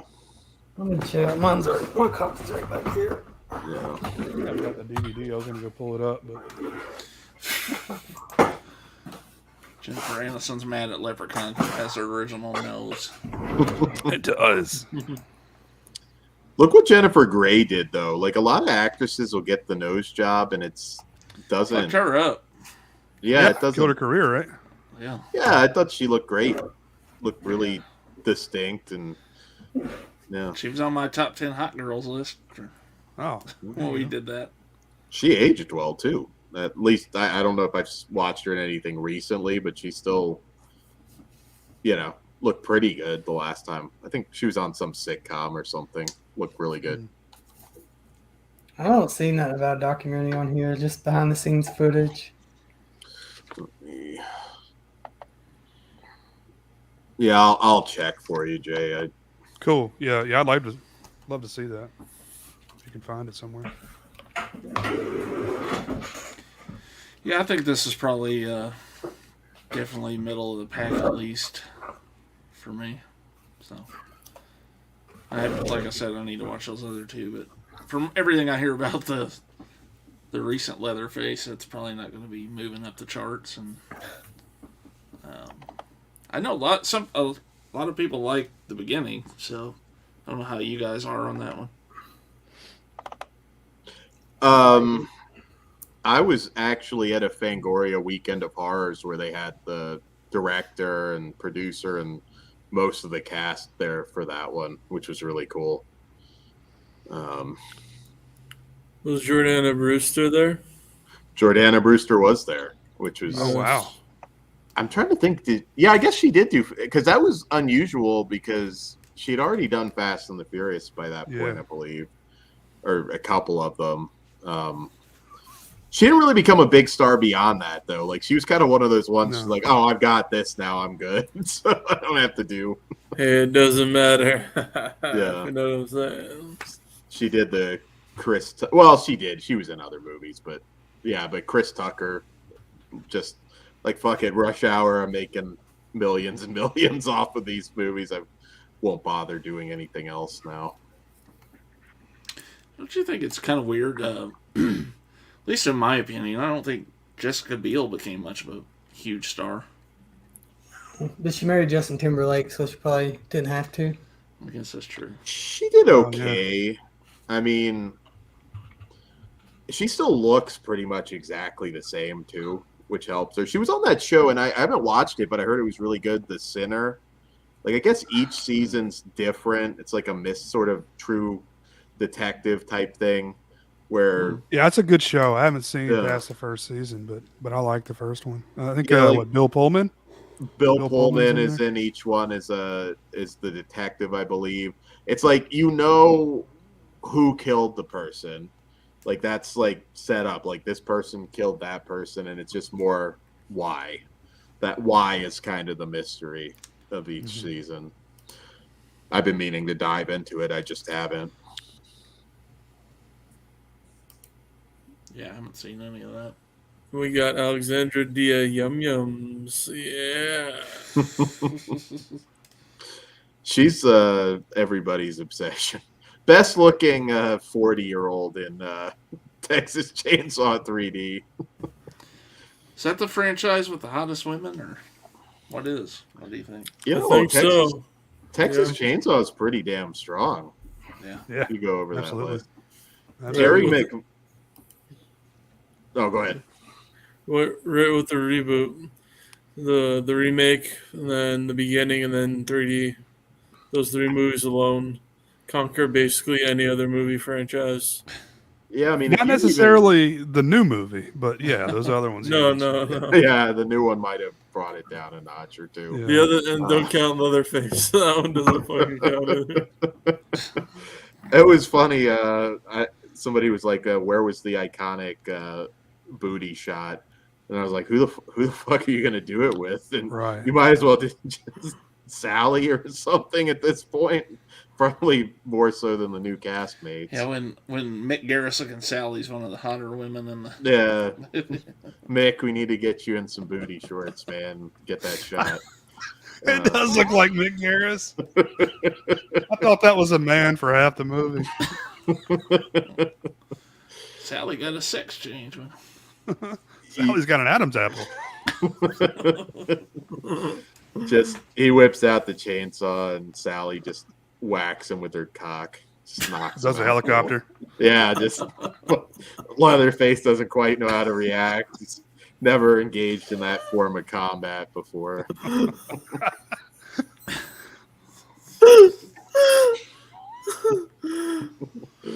But you go back to the first one. I mean, Terry McMinn and Marilyn Burns looked fantastic. Oh, yeah. I mean, two. I don't know that everybody would agree, but I always thought Carolyn Williams was really hot.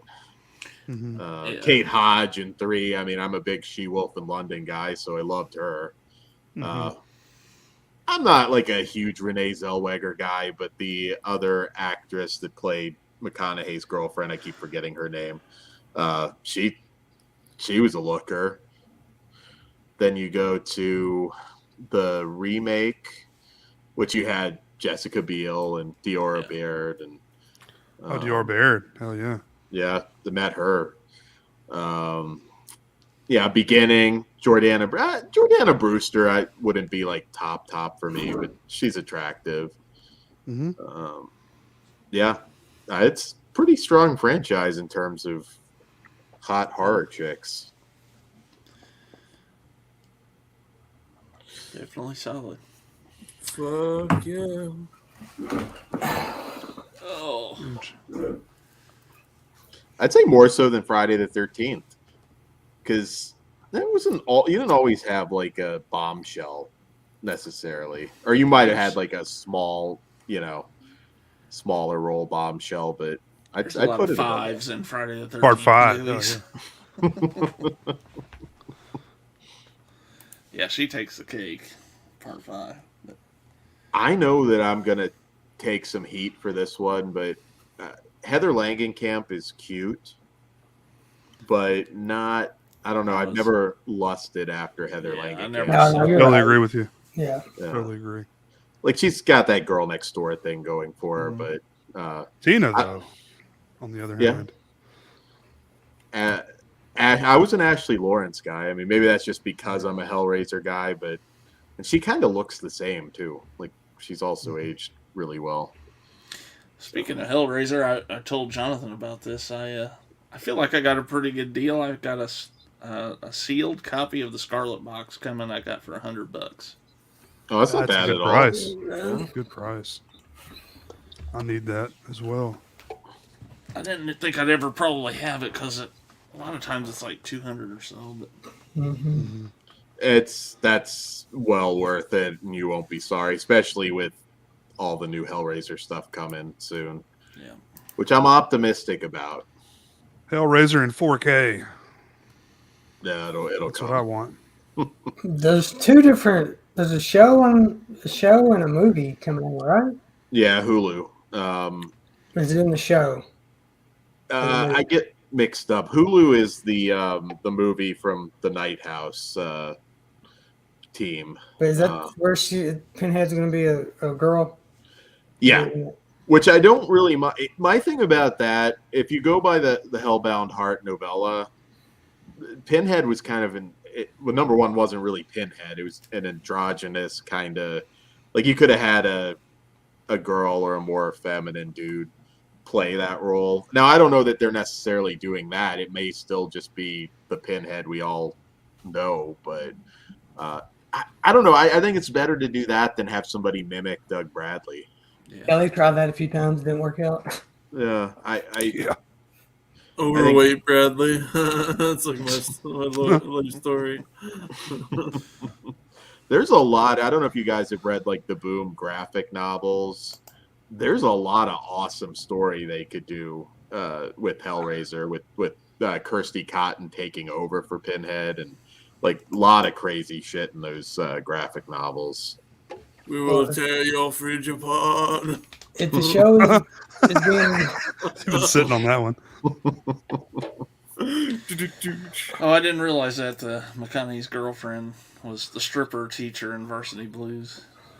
Oh, wow. Yeah. I don't know I can't remember what her story was exactly, because she left acting just completely. I don't know. She might have like kind of a tragic story from what I recall or something. Because she was, again, I don't like that movie, but you look at her and you could see her doing a lot more. For sure. I don't want your life. Fire that fucking pigskin. I love that movie. That's a good movie. I love it Do too. you like what you see? Just got the whipped cream.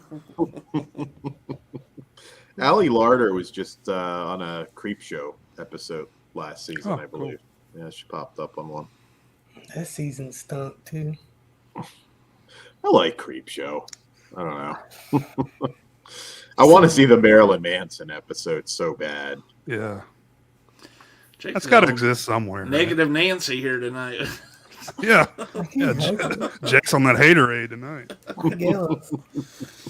Like I watched the second season was fucking awful. Other than the first episode. And this season, I mean, it was all right. I like the Book of the Dead episode. I thought that was pretty good. That was fun. That was season 2, yeah. I like that episode. Mm-hmm. Season 3 had, let's see if I can remember. So the white supremacist dad. Oh, yeah, the plant one. Yeah. Ethan Embry, yeah. The pop star one, that was fucking stupid. Where she's an alien. I remember that. Yeah, there's some that are missed, but I don't know. When it hits, I thought it's hit pretty well. Yeah. I just miss anthology horror so much that, I'll take whatever they give me, I'm all for that. I'd love to see more. And that's where you can take risks too with scripts. Mm-hmm. Do it as a half-hour story and just I'm all for more anthology horror. I'd love to see that come back, get Night Gallery and I wish the new Twilight Zone were better though. Well, you would think like HBO would try to do something with Tales from the Crypt now that they got their own streaming service. Hey, if I weren't already subscribed to HBO, immediate if they announced that. Yeah. Like immediate, just for that. I'll pay the fee just to see it. You can put the old episodes on there and then start a new series, or continue the old series. Demon Knight Part 2. Fuck yeah. I love Demon Knight so much. I do too. I like Bordello of Blood though a lot too. Yeah. Oh yeah. That redhead though. Angie Everhart from Bordello of Blood, you mean? Fuck yeah. You know who she was banging for a long time? Who? Not somebody you guess, but she was Joe Pesci's girlfriend. Oh, nice. Oh, wow. Yeah, little dudes. Little Joey getting it in. All right. Yeah. Literally. Yeah, literally. You think he reaches up her dress and is like, "I'm the sticky bandit." I love having Ben here because he's got all the facts. Well, I'm glad that never happened. And I'm also not watching HBO's Max Hellraiser because I hate David Gordon Green. Funny thing about Joe Pesci in Home Alone, I found out recently, I may have mentioned this before, but I am only 2 years younger than his age when he did that movie right now. I wish Joe Pesci would have done more, man. He's great. Yeah, I think he just, the shit that he did really well on, so he just wasn't that guy that did 1,000 movies. I like Gone Fishing. Oh, I like My Cousin Vinny.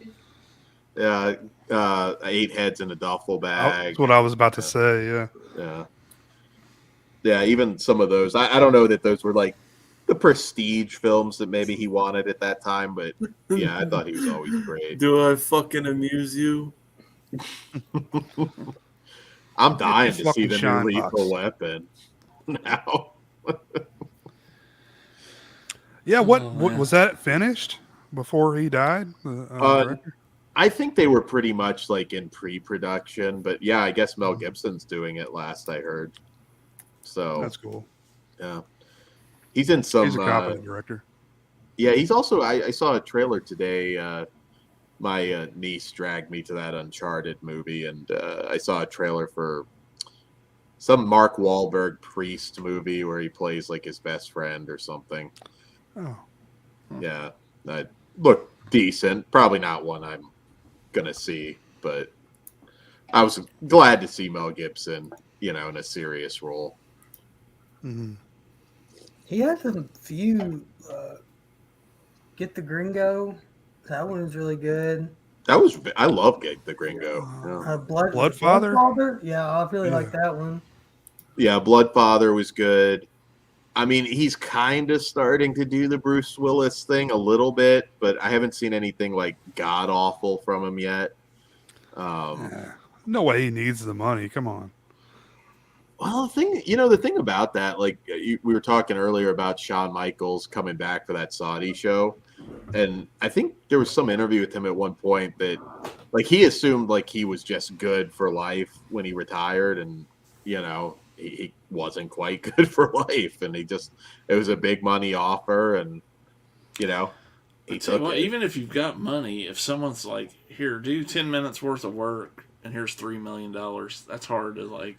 Yeah, but Yeah. I mean, just like Passion of the Christ alone, like how much money could he have made off of that? Like God hundreds money. of millions, right? Yeah, like no pun intended, God money.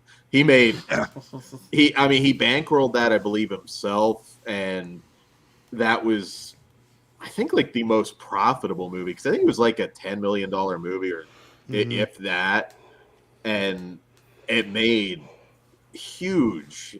I mean, Dude. people were like dragging like their little kids to that movie, which is kind of brutal if you've actually watched it, because Yeah.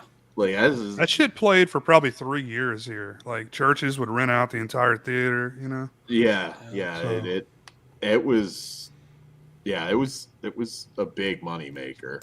I wanted to see Fat Man too. I just never got around to it. Oh yeah, I forgot about that one. I wanted that to be more crazy than it was for the premise. Like, it wasn't awful, and I love Walton Goggins, but I don't know. It just it wasn't as wild as I wanted it to be. For me, I don't know. I'd be curious if you guys see it. Save it for the holidays this year, maybe. Yeah, it was the same way around here with the churches and when that was out. So Yeah, they what was really funny. Pugs has a Passion of the Christ story, but like they would like kind of make like certain like really young kids go, and that movie, if you've watched it, it's brutal. Like that, the torture scene is really extended and like rough. So you'd see like these little kids in the theater, and it was like too much for them to handle. It was just wild. Watch it. Yeah. I feel like that's another Education. guy whose career just kind of died one day was Jim Caviezel. Yeah, he was on that Person of Interest show, which was popular for a minute, but yeah, he just like boom. Yeah. The only thing I ever heard was like people thought he was a little too similar to Christian Bale, and Christian Bale kind of got the big roles that they were both up for. But I don't see that. But Me either. yeah, I don't know. That's literally the only thing I ever heard, because it does seem like he was up here. I like Frequency a lot. That's a movie he did that I Yeah. enjoyed. I was gonna say I remember liking that quite a bit. His Count of Monte Cristo is actually really good as well. I don't know if you guys saw that. That's kind of a movie I feel like a lot of people slept on, but good revenge movie, even if you never read the book. It's just a good like revenge movie.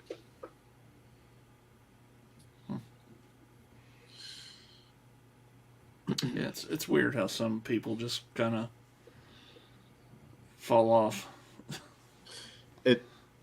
Dale Midkiff from Pet Sematary, he was one that I got to actually talk to quite a bit at this Gettysburg convention. It was a smaller one, so you actually got to talk to celebrities. And he was in the bar, and he was telling me that, like, for him, he was always like that runner-up for like big roles, and he's like, it always went to Dennis Quaid. Like, for some reason, people saw like he was in that camp of like the Dennis Quaid roles, and he just wouldn't get those big ones. Maybe he was up for frequency too. Maybe not by that point, but yeah, he at that point he said like, yeah, I haven't really done a movie in like 2 or 3 years because it just dries up on you. If you look at him, I mean, he's really good actor. He could have been a star, like a bigger star.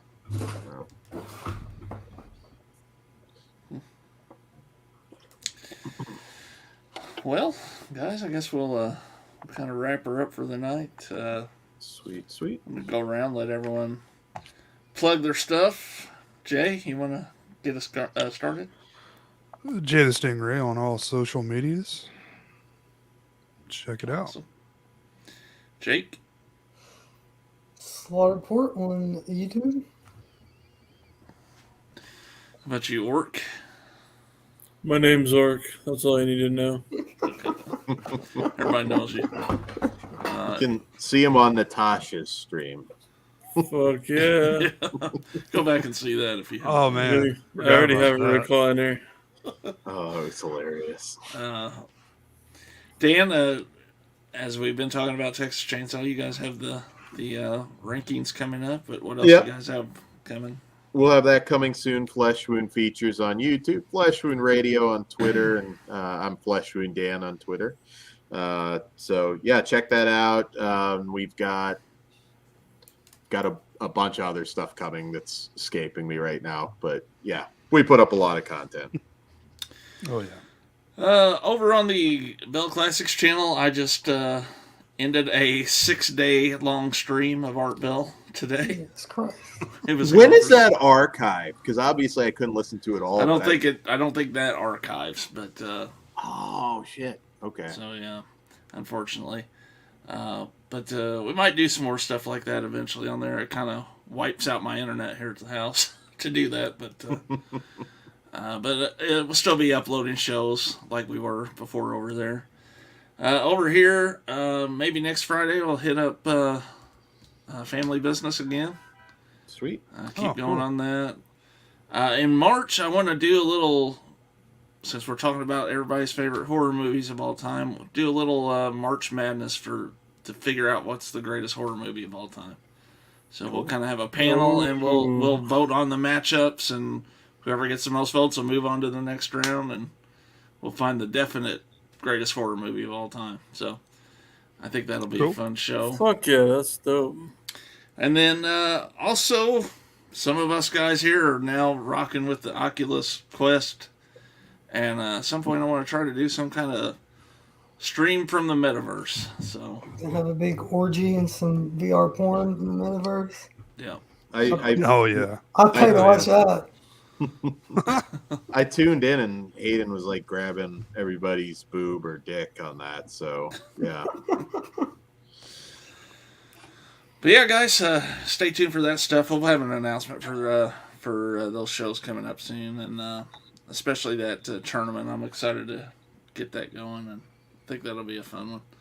And if it works out well, we'll do something like similar for like the greatest wrestler of all time and stuff like that. So, some fun ideas with that. So, Sweet. All right, guys, thanks for hopping on with me tonight, and for everybody watching, we'll catch y'all later. Oh, I almost left the stream.